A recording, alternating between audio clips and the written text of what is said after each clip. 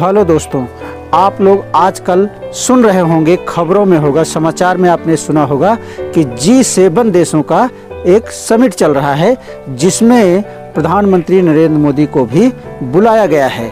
लेकिन प्रधानमंत्री नरेंद्र मोदी इस समिट में शामिल नहीं हो पाएंगे क्योंकि वो कोरोना वायरस की वजह से 1 महीना पहले ही इस समिट में शामिल होने से मना कर दिया था। इस समिट में कौन कौन से देश हैं, G7 देशों का जो ग्रुप है, इस ग्रुप में कौन कौन से देश हैं, तो मैं आपको इन देशों के बारे में बताता हूं। पहला देश इसमें है ब्रिटेन, जिसे इंग्लैंड कहा जाता है। दूसरा देश है यूनाइटेड स्टेट ऑफ अमेरिका यानी US। उसके बाद तीसरा देश है इटली और चौथा देश है फ्रांस और पांचवा देश है जापान और छठा देश है कनाडा और सातवां देश है जर्मनी। ये 7 देश मिल करके G7 समिट का आयोजन कर रहे हैं। हर साल G7 देशों का एक समिट आयोजित किया जाता है। उसकी जिम्मेदारी किसी एक इन्हीं G7 देशों के किसी एक देश को जिम्मेदारी दी जाती है। जैसे कि 2021 में इसकी जिम्मेदारी ब्रिटेन के पास है। ब्रिटेन में पिछले 3 दिनों से G7 देशों का समिट चल रहा है जिसमें प्रधानमंत्री नरेंद्र मोदी को भी भाग लेना था, लेकिन कोरोना वायरस के चलते प्रधानमंत्री नरेंद्र मोदी ने 1 महीने पहले ही इस समिट में शामिल होने से मना कर दिया था। लेकिन ऐसी व्यवस्था बनाई गई कि आप वर्चुअली इंटरनेट के माध्यम से भी इस समिट में हिस्सा ले सकते हैं। इंग्लैंड के प्रधानमंत्री बोरिस जॉनसन जो हैं, वो प्रधानमंत्री नरेंद्र मोदी को बुलावा भेजे थे।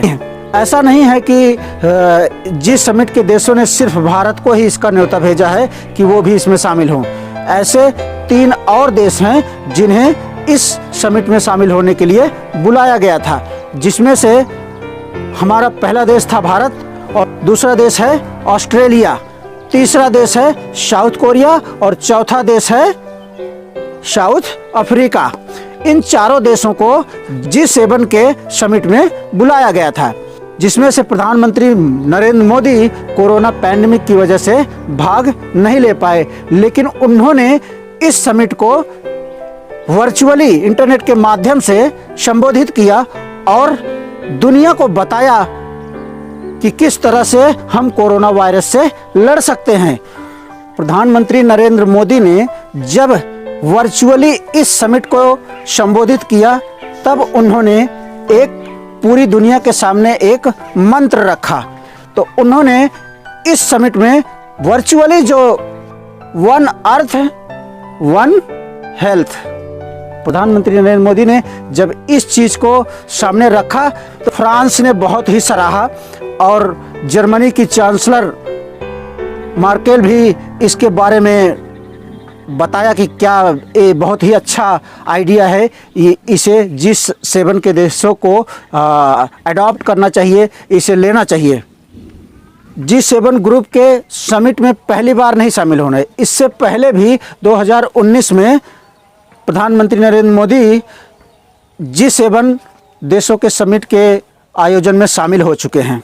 2019 में इस समिट के आयोजन की जिम्मेदारी फ्रांस के पास थी। फ्रांस ने इसे आयोजित किया था जिसमें प्रधानमंत्री नरेंद्र मोदी शामिल हुए थे।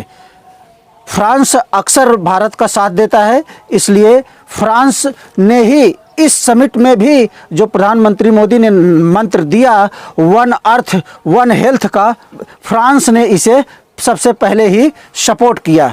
भारत G7 देशों के ग्रुप का सदस्य नहीं है, लेकिन फिर भी इंग्लैंड के प्रधानमंत्री बोरिस जॉनसन ने भारत को इसमें बुलाया।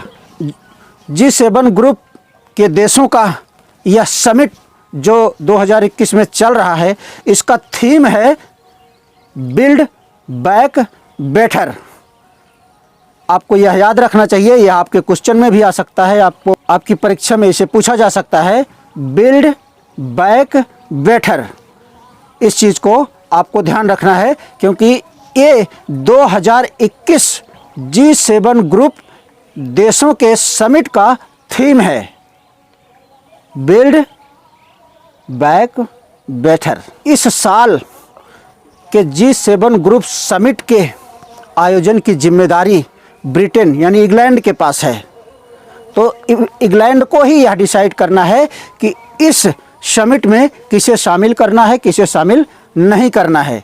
जिस वजह से इंग्लैंड के प्रधानमंत्री बोरिस जॉनसन ने प्रधानमंत्री Narendra Modi, Australia, south Korea और साउथ अफ्रीका को बुलावा भेजा। यह G7 ग्रुप समिट का हिस्सा है। हर साल इस तरह का कार्य किया जाता है। G7 के इस समिट में 4 बातों पर बहुत ही ध्यान दिया जाएगा।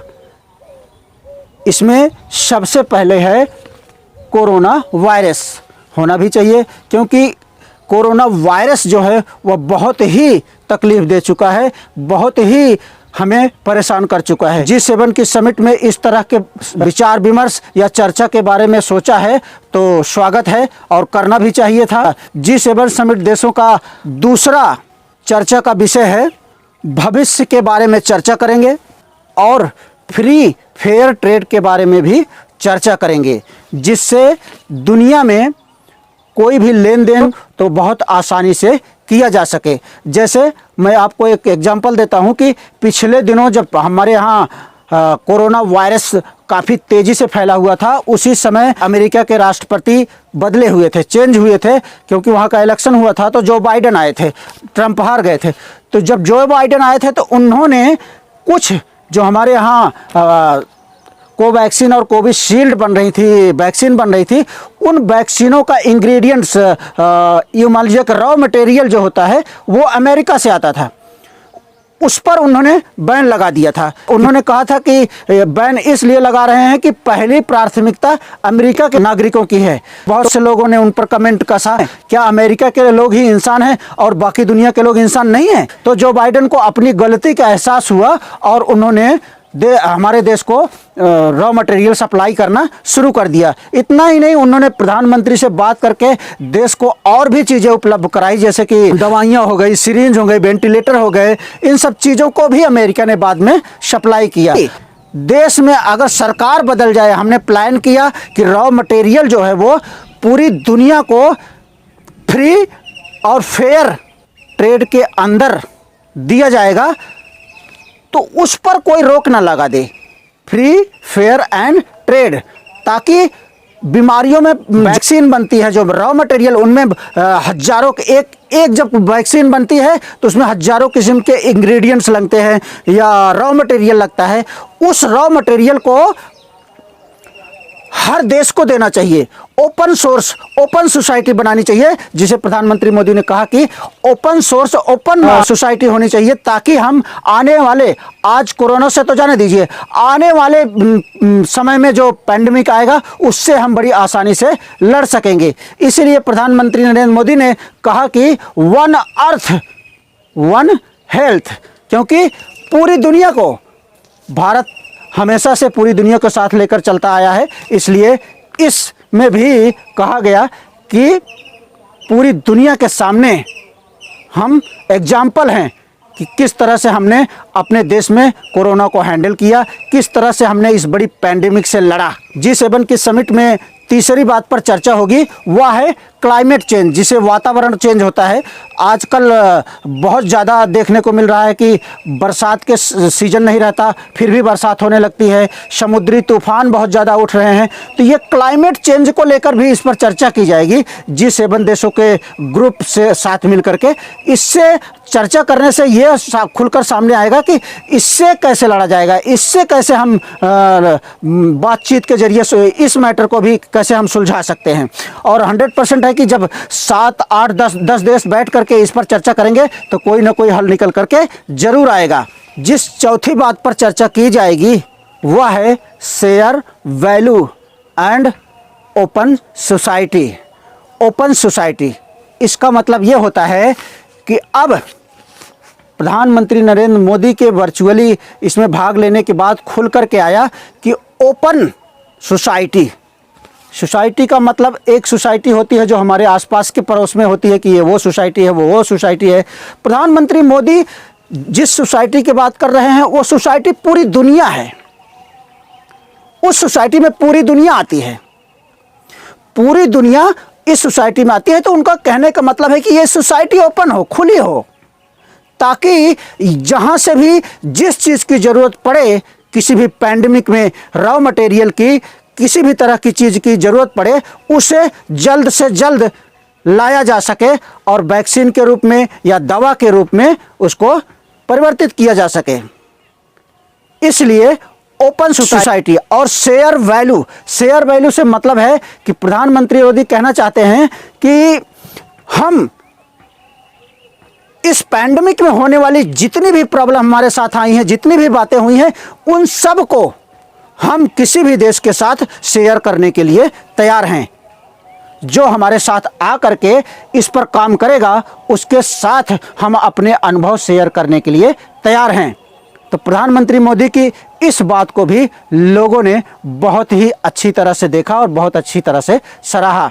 तो हम आपसे भी कहेंगे कि इस समिट में जो भी निकल कर सामने आएगा, अभी एक दिन और बात करेंगे प्रधानमंत्री इस पर, तो काफ़ी चीज़ें और निकल कर आएंगी।